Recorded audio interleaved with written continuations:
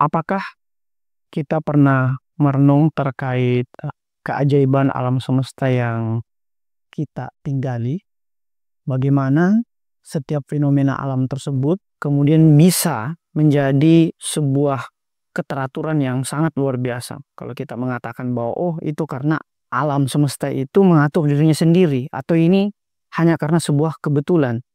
Itu tentu sebuah argumen yang sangat-sangat dangkal atau bahkan paralogisme. Tidak mungkin sesuatu itu terjadi tanpa ada penyebabnya. Dan penyebab tersebut kalau dalam literatur agama adalah tentunya Tuhan. Tuhanlah yang kemudian berada di balik setiap fenomena. Yang oleh Quraish Shihab misalnya dalam bukunya dia ada di mana-mana atau dia di mana-mana yang merujuk kepada Tuhan. Ia kemudian menggabungkan antara ilmu, sains, dan agama termasuk pendekatan Qur'ani karena latar belakang Quraish Shihab sebagai seorang mufassir Al-Quran, bahwa keberadaan Tuhan itu balik setiap fenomena menunjukkan bahwa memang Tuhan adalah maha segalanya dan selalu dalam tanda kutip hadir dimanapun kita berada. Misalnya pada tanah yang kita pijat, udara yang kita hirup, air yang kita gunakan sehari-hari itu adalah kemahakuasaan Tuhan. Atau dalam bahasa Al-Quran itu disebut sebagai ayat-ayat Tuhan di alam semesta atau ayat-ayat kaunia. Yang mana bahwa ayat-ayat ini dimaksudkan sebagai tanda-tanda kebesaran Allah. Misalnya pada matahari, bulan, yang oleh Nabi Ibrahim yang melihat matahari, kemudian matahari terbenam, dia mengatakan, oh ini bukan Tuhan saya. Begitupun bulan ketika pagi kemudian tiba, bulan kemudian sudah tenggelam, dan itu juga bukan Tuhan Ibrahim. Sehingga ia kemudian nyatakan bahwa Tuhan itu adalah Allah Subhanahu wa Ta'ala, bukan matahari, bukan bulan yang berganti. Tetapi keberadaan matahari dan bulan justru menjadi tanda-tanda terkait kebesaran Allah. Bahkan menurut Quraish Shihab, tanda-tanda Allah di alam semesta itu kita bisa maknai sebagai surat cinta Tuhan, kemahakasihan Tuhan kepada makhluknya. Sehingga kebesaran Tuhan baik itu dalam beredarnya siang dan malam, matahari dan bulan itu merupakan pembuka terhadap mata hati kita bahwa ternyata Tuhan itu memang ada di mana-mana. Atau misalnya kalau kita kaitkan dengan buku Buana Tauhid yang berjudul Buana Tauhid yang berjudul yang sama, ini ditulis oleh salah satu ulama besar, menyatakan bahwa kita seringkali luput mensyukuri nikmat Tuhan yang diberikan kepada kita. Nah, syukur itu artinya mendayagunakan segala karunia sesuai dengan peruntukan penciptaan nikmat tersebut gitu. Nah, misalnya kapan kita terakhir bersyukur bahwa air ternyata masih ada. Akhirnya air kita buang-buang saja. Kita menganggap bahwa air itu akan terus mengalir. Sehingga kita lupa misalnya menutup keran. Bayangkan misalnya saudara-saudara kita di Palestina yang kekurangan air untuk minum sekalipun. Begitupun Imam Hussein ketika di Karbala. Ia dipenggal dalam keadaan tenggorokannya kering atau kehausan. Nah, misalnya pula pada listrik yang kita lupa matikan. Itu kan bukan hanya pada pertimbangan ekonomi, tapi pertimbangan lingkungan. Bahwa tidak selamanya listrik dan air itu akan taken for granted, akan ada terus. Begitupun dengan udara, kita luput syukuri. Padahal kalau kita memasuki misalnya daerah-daerah yang sangat sesak karena polusi, kita akan mensyukuri nikmat udara bersih tersebut. Nah, selain pada alam semesta, keberadaan Tuhan, kemahakasihan Tuhan, itu juga ada dalam diri kita sendiri. Sehingga dalam Al-Quran disebutkan bahwa telah terdapat tanda-tanda kekuasaan Allah di alam semesta, di langit, di bumi, pada beredarnya siang dan malam, matahari dan bulan, termasuk di dalam diri kita sendiri.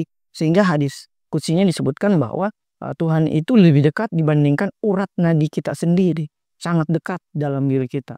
Nah, manusia kemudian diberikan keistimewaan oleh Tuhan karena selain memiliki akal, manusia juga memiliki hati dan juga memiliki ruh.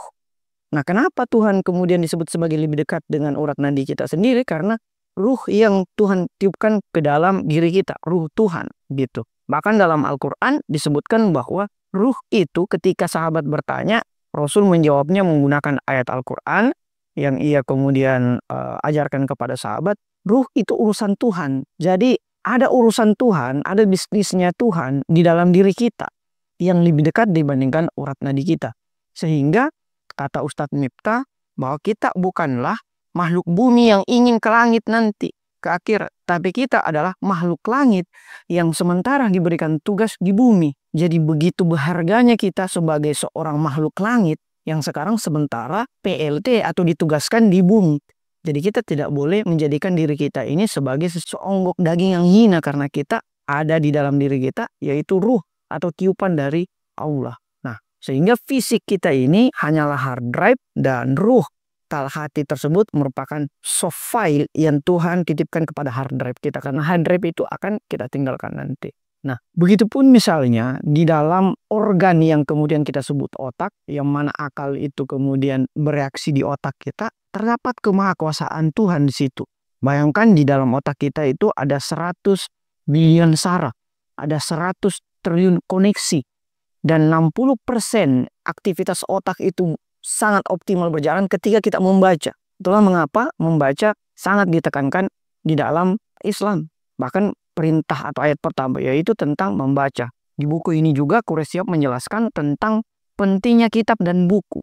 Yang mana buku menurut Quraisy disebut sebagai sebaik-baik teman duduk. Nah, kalau teman-teman misalnya baca buku-bukunya Quraisy, lembaran-lembaran pertama ada kutipan dari Quraisy bahwa sebaik-baik teman duduk adalah buku. Nah, misalnya di buku ini, di buku Tafsir Al-Misbah, di buku Fikih Perempuan, ada banyak bukunya Quraisy, ada puluhan. Itu umumnya di depannya adalah kutipan dari Quraisy, yaitu sebaik-baik teman duduk adalah buku. Nah, bahkan ketika kita berbicara tentang alam sadar tadi, yaitu akal, Tuhan juga hadir pada alam bawah sadar kita, yaitu mimpi atau alam mitsal, alam hayal. Kita tidak bisa menganggap mimpi hanya sekedar bunga tidur.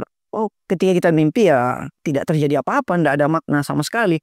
Kalau teman-teman baca buku Tafsir Mimpi dari Jafar Asy-Syadik, di situ sebutkan ada 3 arti dari mimpi, ada 3 jenis dari mimpi. Yang pertama adalah mimpi yang benar, yaitu mimpi yang datang dari Allah Subhanahu wa taala. Misalnya ketika kita berjumpa dengan Rasulullah SAW. Karena iblis, jin, itu tidak bisa menyerupai Nabi Muhammad SAW. Sehingga ketika kita bermimpi bertemu dengan Rasul, itu artinya yang kita temui adalah Rasul sesungguhnya di dalam alam mitsal kita. Nah, mimpi yang kedua adalah mimpi yang tidak ada artinya sama sekali. Gitu. Misalnya ya cerita-cerita kehidupan kita saja, atau dalam bahasa Sigmund Freud dalam bukunya The Interpretation of Dream, itu hanyalah tekanan-tekanan alam bawah sadar kita. Dan mimpi yang ketiga adalah mimpi dari setan. Misalnya ketika kita mimpi basah, misalnya ketika kita mimpi yang jorok-jorok, mimpi ketemu setan, nah itu adalah mimpi dari setan.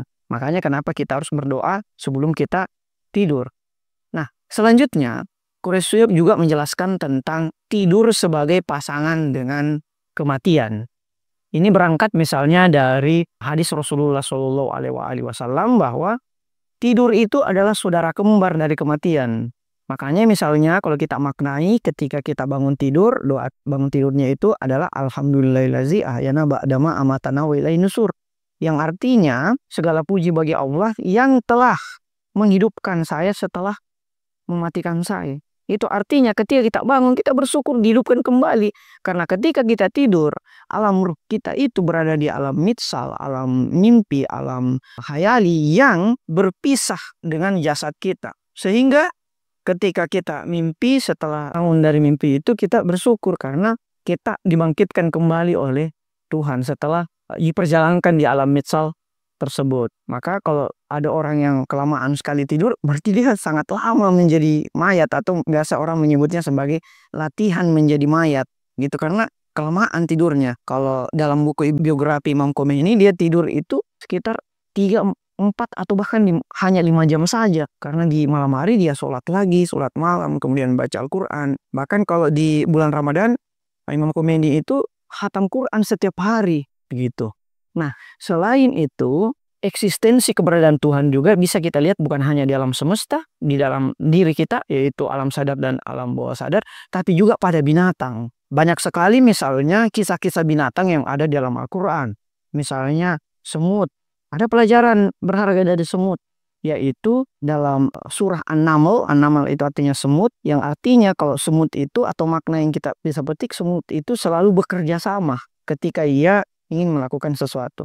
Ada juga pelajaran tentang binatang di dalam Al-Quran dalam surah An-Nahl. An-Nahl artinya lebah, yaitu lebah itu sangat tertib kepada lebah ratunya. Organisir pekerjaannya itu sangat rapi. Makanya kalau kita melihat sarang lebah itu sangat sifatnya diagonal dan presisi gitu. Ada juga kisah binatang tentang laba-laba. Quran surat Al-Ankabut itu bahwa laba-laba itu sangat rapuh. Ada juga tentang nyamuk, tentang burung gagak yang kemudian mengajarkan Habil ketika ia ingin menguburkan saudaranya yang ia bunuh, yaitu Habil.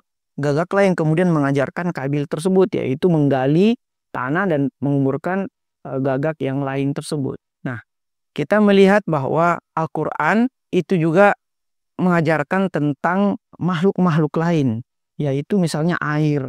Kita menganggap mungkin air, ya air aja gitu loh. Tetapi air itu juga makhluk. Misalnya kalau teman-teman baca buku The Miracle of Water, ditulis oleh orang Jepang, dia menyebutkan bahwa air ketika kita afirmasi, misalnya kopi ini kita afirmasi kata-kata positif, dia membentuk molekul-molekul yang lebih presisi dibandingkan ketika air itu kita ucapkan kata-kata kotor gitu. Karena air itu juga makhluk.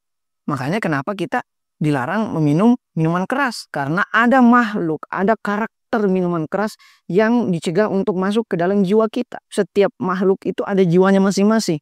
Jiwa dari minuman keras adalah membuat kita tidak sadar. Sehingga ada hadis yang menyebutkan bahwa ketika kita minum minuman keras itu 40 hari sholat kita tidak diterima. Kenapa? Karena kita tidak sadar. Nah, air misalnya ketika kita selalu bacakan air afirmasi-afirmasi positif itu akan membuat kita menjadi lebih sehat.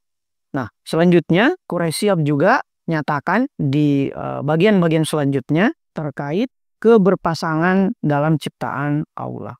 Dalam hal ini, Allah itu menciptakan kita berpasang-pasangan kok dalam Al-Quran. Misalnya siang dan malam, misalnya pula tentang pria dan wanita, misalnya pula positif dan negatif. Semua sudah ada pasangan-pasangannya di dalam Al-Quran. Nah, Quraisy juga menjelaskan lebih lanjut, misalnya terkait dengan misalnya pasangan-pasangan tadi yaitu perempuan dan laki-laki. Misalnya ibu sebagai sosok yang feminin yang memberikan kasih sayang, ayah sebagai maskulin yang memberikan perlindungan, dan keduanya memerlukan kerjasama yang kolektif sebagaimana pengajaran Rasul kepada anaknya yaitu Sayyidah Fatimah alaihissalam dan menantunya yaitu Sayyidina Ali karramallahu wajahu. Nah, di akhir buku ini Quraisy juga menjelaskan tentang bagaimana kita juga bisa belajar kepada tumbuhan, yang mana tumbuhan itu memiliki banyak khasiat bagi kita. Misalnya, kita jarang bersyukur kepada tumbuhan terkait udara yang ia berikan kepada kita. Oksigen atau audio yang ia berikan. Bukan hanya oksigen, tetapi udara di malam hari itu menghirup karbon dioksida. Sehingga racun-racun yang ada di udara itu dihirup oleh tumbuhan sehingga mencegah kita dari udara yang buruk. Itulah kenapa dalam buku Islam dan Lingkungan Hidup, Ayatullah Jawadi Amuli menjelaskan bahwa Islam itu bukan hanya mengajarkan hubungan antara hablum minallah dan hablum minannas, tetapi juga hablum minal alam. Karena alamlah atau tumbuhanlah yang kemudian membuat kehidupan manusia itu menjadi lebih harmonis. Sehingga manusia sebagai khalifatul ardi atau khalifah di alam semesta, khalifah di bumi ini harus menjaga keseimbangan tersebut. Nah, sebagai penutup, bahwa buku ini mengajarkan kita tentang fenomena atau tanda-tanda keberadaan Allah di sekitar kita, di air, tumbuhan, dalam diri kita sendiri, siang dan malam, yang mana buku ini mengajarkan tentang pandangan Quran di satu sisi atau agama dan sains di sisi yang lain. Nah, semoga dengan membaca buku ini atau sekadar mendengarkan resensi buku ini, kita bisa merenungi kehadiran Allah di sekitar kita. Sekira itu, terima kasih. Wassalamualaikum warahmatullahi wabarakatuh.